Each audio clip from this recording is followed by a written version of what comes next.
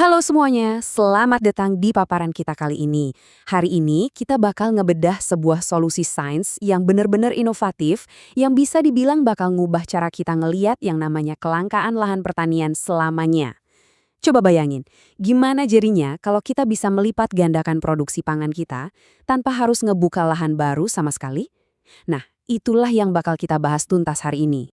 Tapi sebelum itu, kita harus nanya dulu nih ke diri sendiri.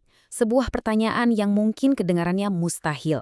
Bisa nggak sih kita nanam makanan pokok kita, kayak padi yang biasanya rakus banget sama sinar matahari, tanpa ladang terbuka yang luas?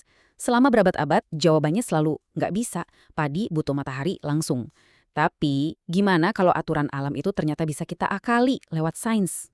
Oke, mari kita mulai dengan kenalan sama pionir di balik terobosan ini, yaitu Dr. Afifuddin Latif Adirejo. Kalau kita lihat dari portofolio risetnya, ini adalah salah satu proyek kolaborasi luar biasa antara beliau dengan CIRAD, yaitu Pusat Penelitian Pertanian Bergengsi dari Prancis. Misi mereka jelas, menciptakan varietas padi yang nggak cuma tangguh, tapi juga bisa hidup di tempat teduh yang sebelumnya nggak pernah kita bayangin.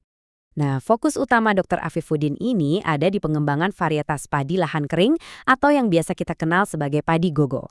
Beliau sukses ngembangin beberapa varietas padi super dengan karakteristik yang bikin geleng-geleng kepala. Pertama, umurnya pendek alias genjah, jadi masa panennya super cepat. Kedua, padi ini tahan banget sama stres kekeringan. Terus, dia juga tahan dari serangan hama dan penyakit, khususnya wereng coklat yang sering jadi mimpi buruk petani. Dan ini nih terobosan paling epiknya.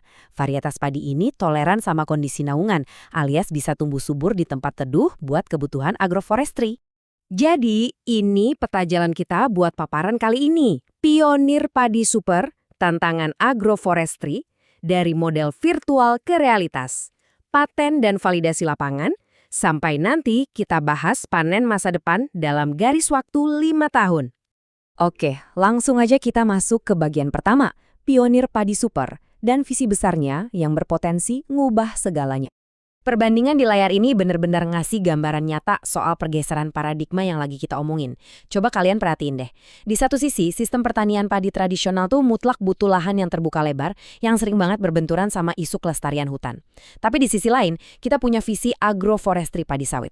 Ini tuh ide jenis buat nanam pangan tepat di bawah kanopi berbayang dari pohon-pohon kelapa sawit yang udah ada.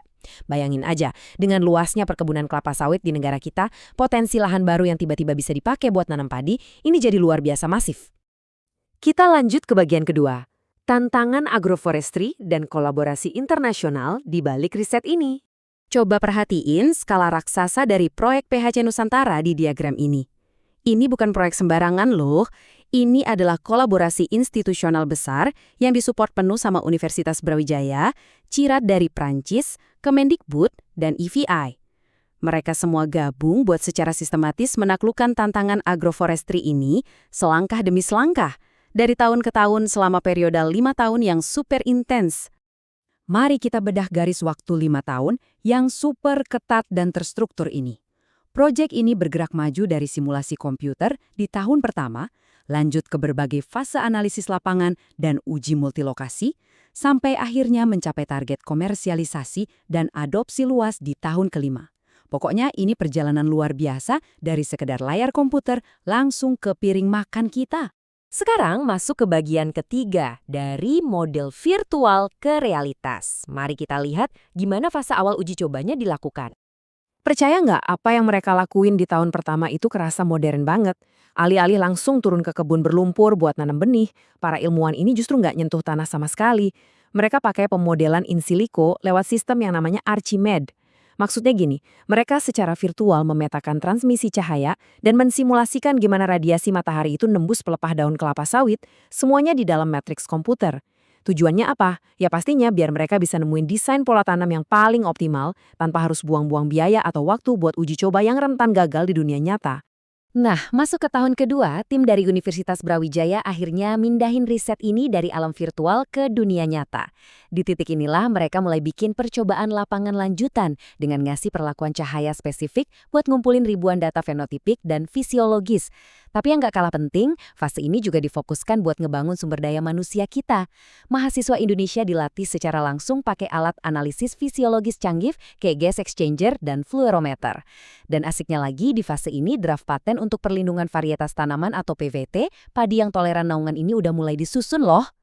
Biar kita benar-benar paham gimana caranya padi dari Dr. Afifuddin ini bisa survive di dalam bayangan, kita harus ngebedah genetikanya di level molekuler. Jadi di tahun kedua ini, mereka menganalisis gen spesifik, khususnya haplotipe OSGRAS19 dan pakai marka SSR. Gampangnya gini, mereka mengurai DNA tanaman itu buat nunjukin dengan presisi mutlak di mana letak kekuatan supertoleransi naungan tersebut sembunyi. Benar-benar biologi molekuler tingkat tinggi kan? Lanjut ke bagian keempat, paten dan validasi lapangan untuk benar-benar mengamankan semua temuan ini. Langkah-langkah validasi ini krusial banget buat mastiin kalau padi gogo unggul ini gak cuma jago di satu lokasi aja. Di langkah 1, mereka ngebuktiinnya lewat uji multilokasi. Artinya, varietas padi ini ditanam di berbagai lingkungan dengan iklim dan jenis tanah yang beda-beda, buat tes ketahanan. Langkah 2, mereka menyempurnakan sistem penanaman padi sawitnya.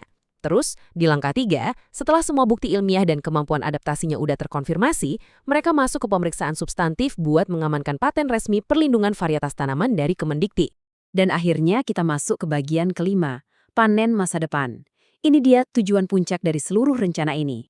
Puncak dari perjalanan 5 tahun yang panjang ini membuahkan hasil yang sangat luar biasa, komersialisasi dan adopsi langsung di tingkat petani. Varietas padi super ini akhirnya dapat lisensi resminya. Lalu evaluasi keberlanjutan juga dilakukan biar lingkungan dipastikan aman. Bahkan, model simulasi Archimedes yang dipakai di awal tadi sekarang bisa dikembangkan lebih jauh buat tujuan komersial. Ini tuh bukti nyata kalau sains yang ketat pada akhirnya bisa bertransisi dengan sangat mulus jadi solusi yang ngasih dampak langsung ke kehidupan petani kita sehari-hari. Terus kenapa sih semua hal teknis yang kita obrolin ini penting banget buat Anda, buat saya, dan buat masa depan bangsa kita? Jawabannya simpel banget, karena riset ini nyiptain sebuah ekosistem produksi padi sawit yang berkelanjutan. Bayangin, padi unggulan dengan sifat genjah, tahan serangan hama warang coklat, dan punya toleransi naungan ini mampu ngedongkrak ketahanan pangan nasional kita abis-abisan. Hebatnya lagi, semua itu bisa dicapai tanpa kita harus nebang satupun pohon tambahan di hutan buat buka sawah baru. Ini benar-benar solusi win-win buat lingkungan dan juga buat perut kita. Menutup paparan kali ini, saya mau ninggalin satu pertanyaan buat kalian renungkan. Coba deh bayangin sebuah masa depan di mana pertanian itu nggak perlu lagi bersaing rebutan lahan dengan kelestarian alam, tapi justru bisa kerja bareng dalam harmoni yang sempurna di bawah tajuk hutan yang udah ada. Coba tanyakan pada diri kalian sendiri, ruang-ruang mustahil mana lagi ya di dunia ini yang kelak bisa kita sulap untuk menumbuhkan masa depan kita?